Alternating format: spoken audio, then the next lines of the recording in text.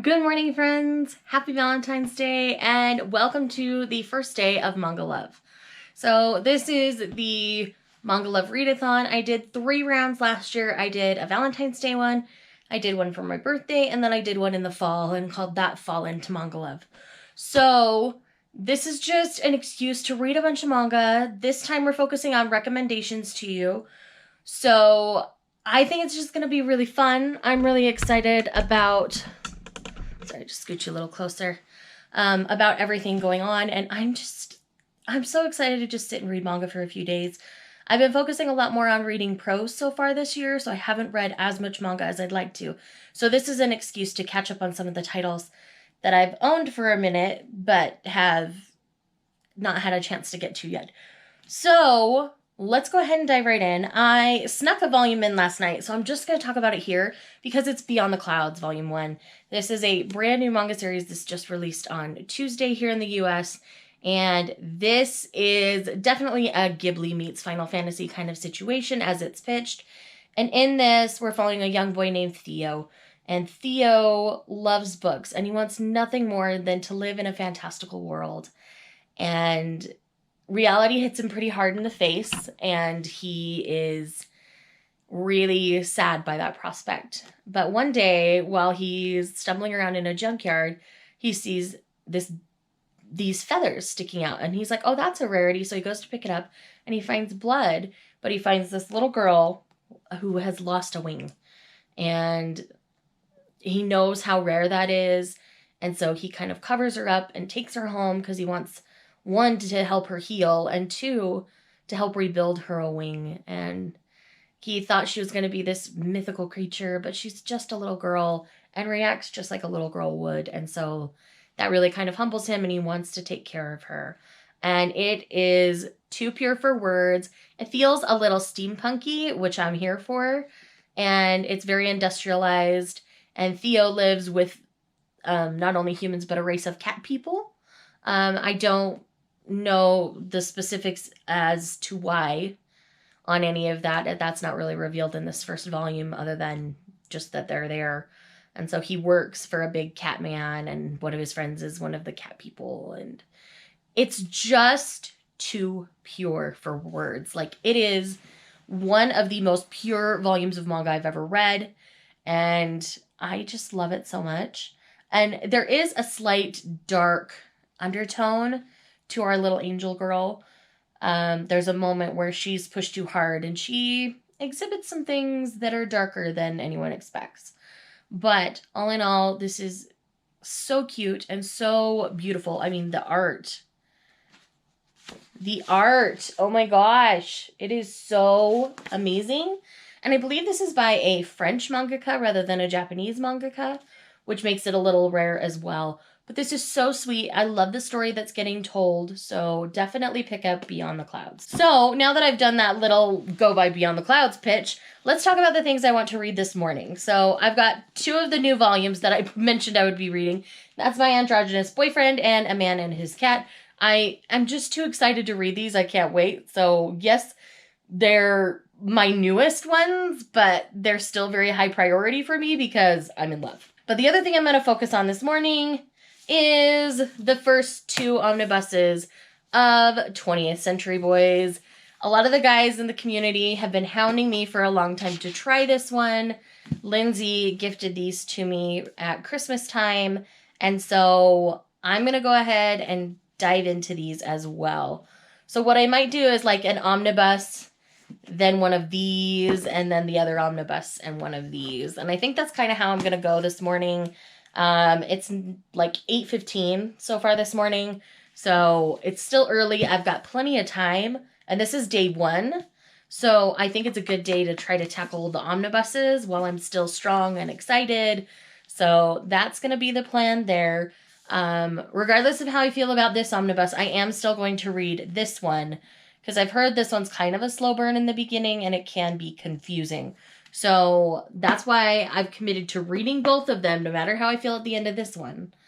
Unless something like super triggering to like my anxiety or my personal feelings happens, Like, but I doubt that'll happen. People wouldn't keep recommending it to me if it had things like rape and stuff in it, because they know I don't like that in my manga. So anyhow, I'm going to dive right in and get into these, and I'll chat with you when I have some thoughts on what I've read.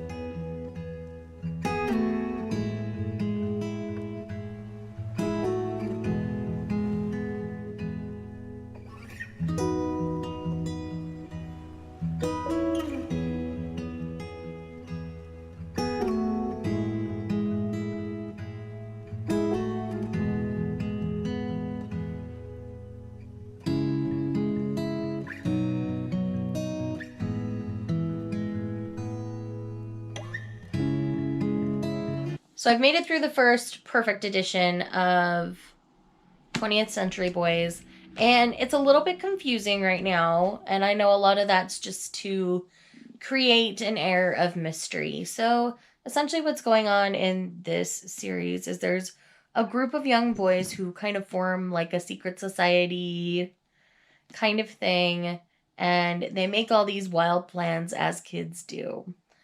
What's going on now is that as adults, one of the people within that kid group has gone completely extreme and off the rails, and is actually starting to put plans into action from when they were children that were just wild and ridiculous and made up in like fun and imagination.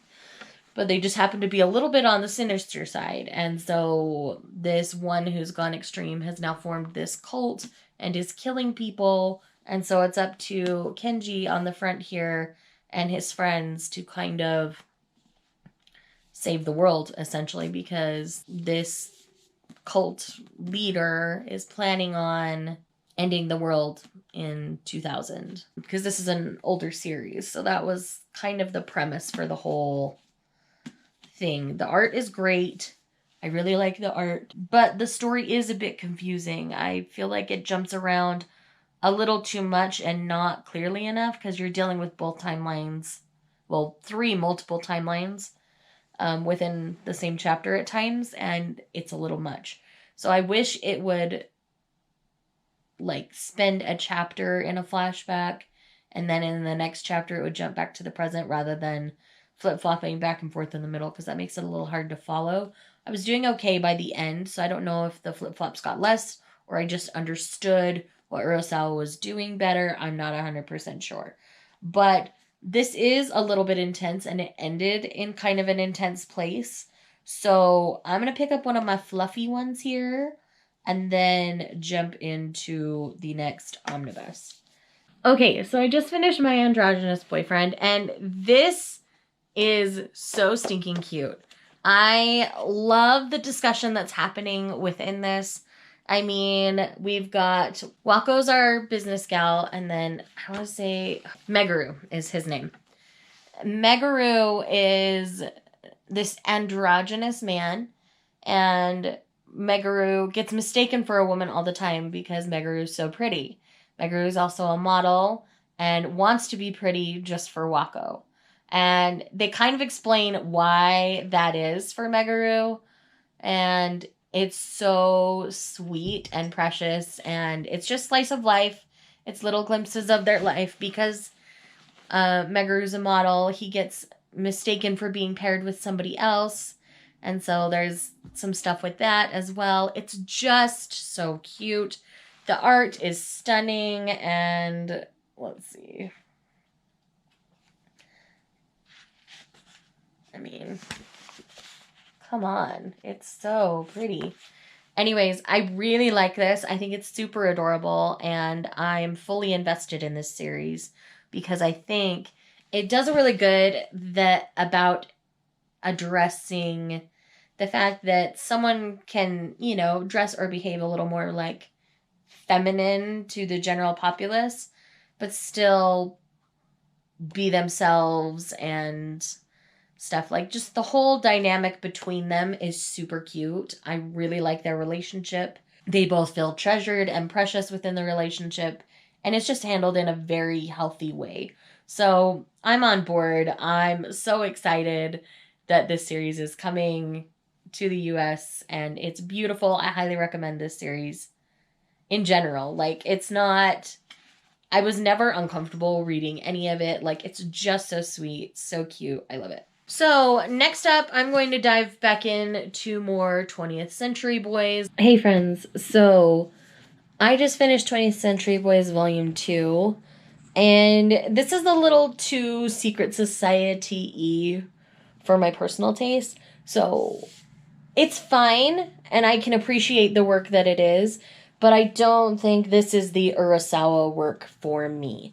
I enjoy Urasawa's, like, art style, and I do enjoy the story that they're trying to tell. The story just isn't resonating with me. So this has opened my mind to trying other Urasawa works. This is just the one that was most recommended to me, so I thought I should start there. Maybe that was a bad choice on my part. I'm not 100% sure. But the story isn't intriguing enough for me personally to continue. I'm not into the secret society, cult, religion, want to take over the world kind of plot that this story is. And I see everything that everybody loves about it. So I definitely appreciate it for what it is. But for me, it's just kind of a 3-star series. Most of that's the art, if I'm honest. And it's just one that I'm not going to continue. I know my personal taste well enough to know that it's just not going to be something I love like everybody else does. And having those 2 perfect editions gives me about 4 volumes of singles, I believe. Maybe more than that. But usually I give series that I'm on the fence about at least 3 volumes, and I've done that with this series. So I know for myself that this isn't the kind of stuff that I enjoy reading. I can understand why people enjoy it, but it has a decent amount of violence, and it's fairly graphic, and not as graphic as some things I've read, which is why I understand people thought this one would be okay, because it is more on the mild side. But it's still enough that I'm just like, no thank you. So I understand why everybody loves 20th Century Boys, but this is not the Urasawa work for me. So if you have other Urasawa works that you think will resonate a little bit better with me, leave them in the comments down below, because I'm definitely open to trying other works by this author and by this mangaka, but I just think this particular one is not quite right for me. So from here, I got my little stack of things on my desk here because I'm twittering it up. Everybody's dropping manga announcements. But next up on the docket is A Man and His Cat, which I am genuinely excited for. I think it's going to be great.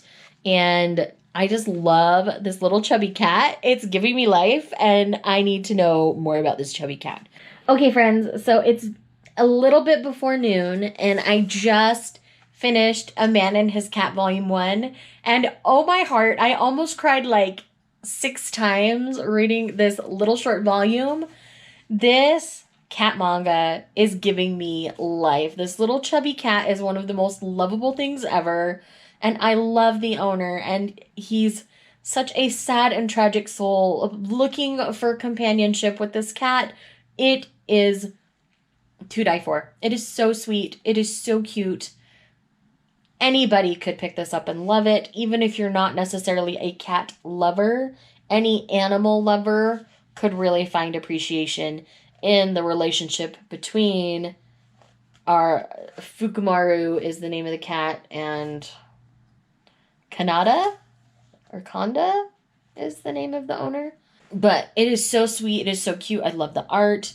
I do plan on doing a more in-depth video about this, as well as My Androgynous Boyfriend and Beyond the Clouds. It'll probably be all 3 of them because they all came out in the same week. So I think I'm just going to combine them all together, and it'll be called like Thoughts on New Releases or something. It might be a series I'm incorporating into the channel. Who knows? But anyhow, I just wanted you guys to know that I love it. I'm going to get some lunch. I'm going to take a little bit of a break, watch a couple YouTube videos. I'm going to start sprinting at 1 p.m., so in a little over an hour. So I'm going to take a little break before the sprints, and then I've got 5 different volumes that I'm going to focus on immediately. One of these 5 will be the starter. I have on the Manga Love Twitter for people to pick between 1 and 5. to kind of help me determine what that'll be. Hey guys, I've just been moving you all around. Hope you're enjoying the slight changes of scenery. So I had people pick some numbers, and they picked number 3 and number 4. So we're going to be reading Daytime Shooting Star and then Shortcake Cake. So that's how I'm going to start this, because these are both ones that I'm super excited to read. I'm super excited to read everything that I brought in the office, but we're going to be sprinting for 2 hours. So I might be able to get up to 4 volumes read during these sprints. Running sprints does slow me down a little bit, so I'm hoping to get at least these 2 and possibly a 3rd done. I think if I had to pick a 3rd, I'd probably pick Waiting for Spring, because I can't believe I haven't read that one yet. So those are the top, which is right here. So these would be the top 3 that I want to get done during sprints today. I'm only going to sprint this afternoon round today. I'm going to do 2 different sprint times on Saturday and Sunday, but because it's Valentine's Day, I'm doing the sprints fairly early so that people can spend time with their loved ones if they wish. But yes, so these 3 are my priority during sprints. Sprints are starting in about 15 minutes, so I'm going to do some prep for those, and then I'm going to get to read it. Hi, hello. So first round of sprints are done. I need to just click one more thing here in a second.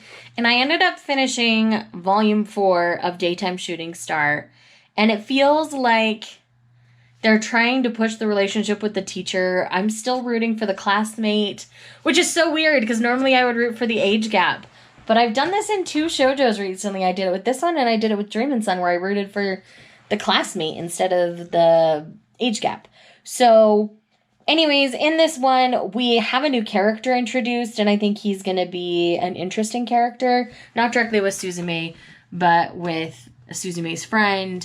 And it was good, beautiful as always. And if this ends up being the teacher again, I'm going to kind of be mad. I'm not going to lie. But it's one of those things where I think the student's going to win in this one, because the interactions with the student I'm enjoying better than the ones with the teacher. The teacher is very clearly confusing, and Suzume's not afraid to tell him he's confusing her, and I love that about her, and I love that for her. So anyhow, we are now on a 10-minute break.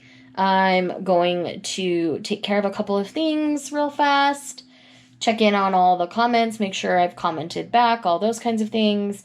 And then from there, for the next sprint, I will be digging into Shortcake Cake Volume 7. This is another one that I can't believe I haven't gotten to yet. Most of the ones on my TBR are ones that it's like, why haven't I gotten to you yet? So we'll see how many of those I get through today. And then tomorrow and Sunday, I've got a lot, so I can either plow through a bunch of my physical, or I have a bunch of digital I haven't read yet. And so I may jump into those as well. So yeah, I will check in with you after I've read the next volume. Update time. So the second sprint is still going. It's got about 15 minutes left on it. And I just finished Shortcake Cake Volume 7. I did start a little bit early, but these ones are a little bit thinner and they always have really big panels. And I really loved the direction of this particular volume. I'm really interested to see how the rest of the series is going to play out. I know there aren't too many more volumes in this one as far as I know. I think it's only a 10-volume series and this is volume 7. But it might even be less than that. I'm not 100% sure. I'll have to do a little research on that. But I really loved the direction of this. The art was really cute and there was lots of blushing. Oh, it was just an adorable volume. Definitely that adorable shoujo tropes. And this is a boarding house style manga, and so we've got a couple who are beginning to date that live in the same boarding house. I'm not going to tell you who the couple is, but yes. So by volume 7, feelings are confessed and dating has happened. So I'm really excited for the next volume because we're going to get a Christmas date and it's going to be cute and I'm really excited. But yes, so really enjoyed this. And now I'm going to pick up Waiting for Spring Volume 12 because there was a confession at the end of the last volume and I didn't get the response. And so now I'm going to get the response in this. And I don't know why I didn't do this. And there's only one more volume of this. So I'm pretty sure we'll get a positive response to this. but I'm not 100% sure. So we will see. I'm gonna get back to reading. Chat with you soon. The fangirl squealing. Oh my gosh, it's so real. I'm trying very hard to contain myself on film, but this volume gave me so much life, and there's only one more volume left in the series, and so like I'm having a moment because it's doing things I wanted it to do, but in the best possible way, and I'm just so excited to see how everything wraps up. There's one big piece of this puzzle that hasn't been answered yet, and I really hope it's answered in the way that I want it to be. But if it's not, I totally get it and understand it. I'll just be a little bit sad. But yes, Waiting for Spring Volume 12. I should have read this the second it was in my hands. I hate that I've waited so long, but I'm very excited for the concluding volume in Volume 13 and to wrap up this story. It's been a journey and a ride, and I will be due for a reread of the entire series very soon. So, yes. I love it. I love it so much. If you have not read Waiting for Spring, I highly recommend you do. It's a great manga with a sports element to it. Sports is a really big focus in it though. So it's like half a sports manga, half a romance shoujo. So it's kind of half and half, and it gives me life like to the best degree. So from here, those were the 3 that I had picked out. So I think I'm just going to dive into the next one on the list here, and that's Ao Haru Ride Volume 9. All right, friends, sprints for today on Valentine's Day are finished, and I did just finish Volume 9 of Ao Haru Ride, and I am upset a little bit, not at Ko, but at another character that is being forceful and aggressive in a weirdly, dominant way. And I don't like it. He's taking advantage of a character's vulnerability and their openness to change to force themselves into the picture. And I don't like it. I don't like it at all. And I'm a little upset about it. And I was actually really proud of Ko in this volume for a lot of reasons. Ko's still making mistakes, but he knows the mistakes are his. And I'm really happy with how Sakisaka is handling it, because we know Ko and Futaba are supposed to be together. So we still have, I think it's a 13 volume series. So I think we have 4 more volumes to sort out the mess that happened in this volume. And so that's how I feel about things at the moment. And I want y'all to just know that you'll need a lot of patience with this particular series.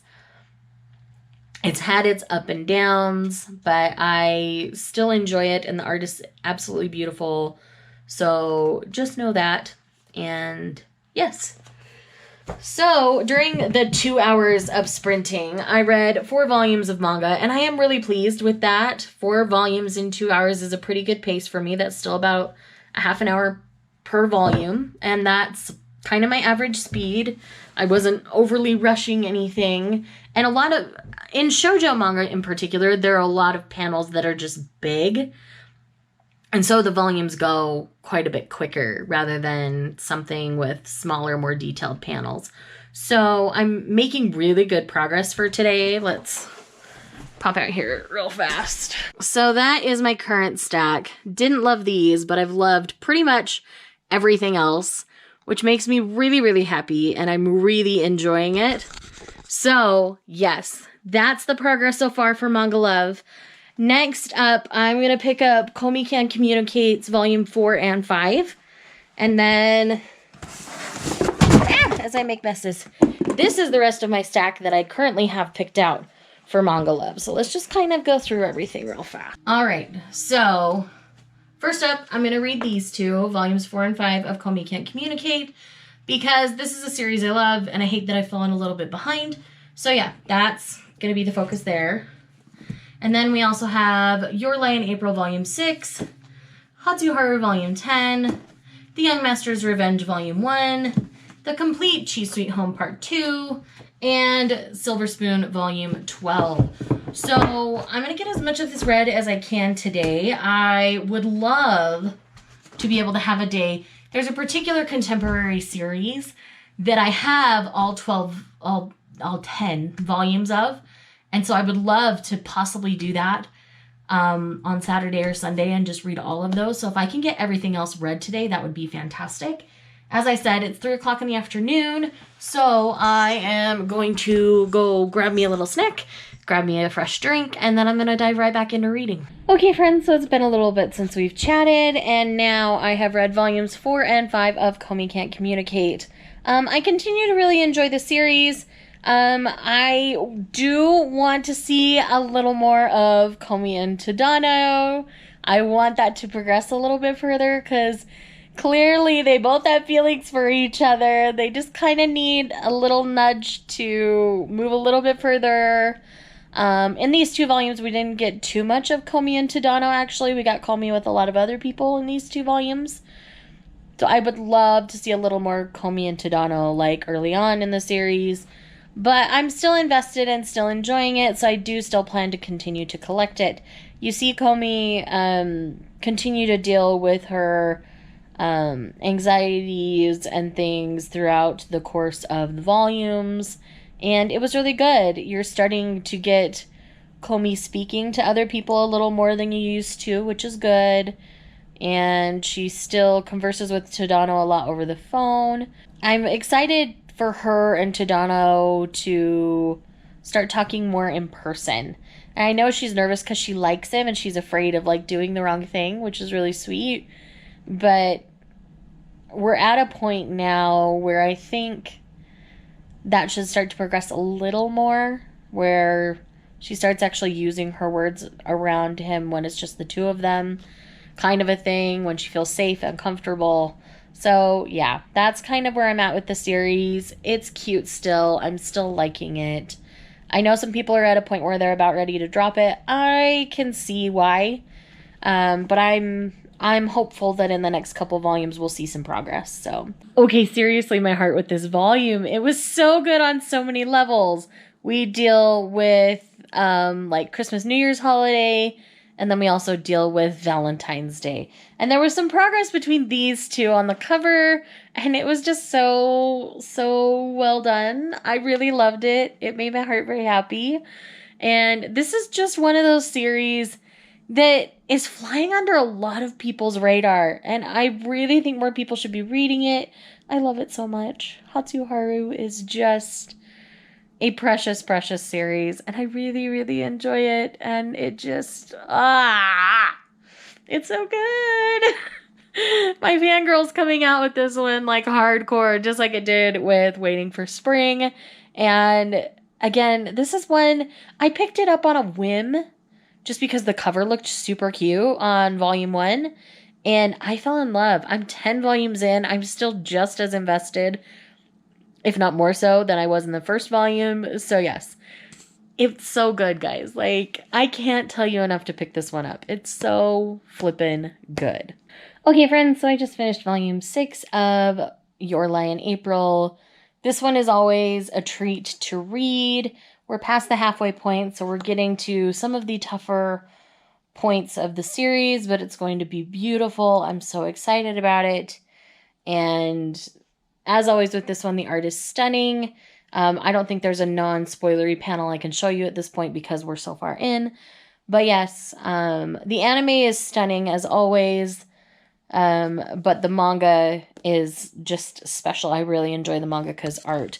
The mangaka has another series that's releasing on the digital first platform on condense that I keep meaning to try, but I want to work my way through this one first, even though I do know the story, so I just collect it when I can get the volumes on sale. So anyhow, moving on to the next volume. Hi guys, so I just finished volume 1 of The Young Master's Revenge. This was sent to me by Danny from over at the Panda Post. For Christmas. It was a Christmas gift, and I finally got around to it, and this was adorable. And, you know, it's centered around revenge, but it was just, revenge of a young child carried on for years over an accident that was outside of our girls' control, obviously. So it's one of those things where clearly this is going to fall into his heart's going to soften because of who she really is. And it's just really cute. I really like it. He's sassy enough, but not like cruel that I'm okay. So this only has 3 more volumes. So I'm probably just going to run and order the other 3. And yeah, it's going to be a good fit. So I'm a real fan of this one. So for now, it's about 5 o'clock now. So it's been a couple of hours since the sprints ended. So what I'm going to do is I'm going to kind of straighten some things up, take a little bit of a break from reading because I don't want to burn myself out. I have 2 more physical volumes that I had picked out to read for this readathon. So if I don't read anymore tonight, I would be okay. Whew, I'm so sorry. But so far it's been really good and really fun. I've really been enjoying everything. So I think I'll leave the other 2 for tomorrow and just kind of take the rest of the evening off because I've got plenty of time and all I've done today is read. So there's other things I need to do. I'm running out of room on my camera card as well. So I think what I'm going to do is I'm going to pull the footage from the memory card, put it on the computer, maybe even work on editing the vlog together. And if I end up reading more tonight, obviously I'll tell you. But right now, my plans are not to read anymore tonight. I have all day tomorrow and all day Sunday. So I have plenty of opportunities to read a lot. I mean, I could honestly probably read through my entire physical TBR, even if I just read tomorrow and Sunday. So I think I'm going to just pause for now, take a breather, take a break. My camera's kind of doing some weird stuff too, so I'm going to figure that out, diagnose that, figure all that out. As I already said, I'm rambling again. So, yes, I will check in with you either later tonight or tomorrow.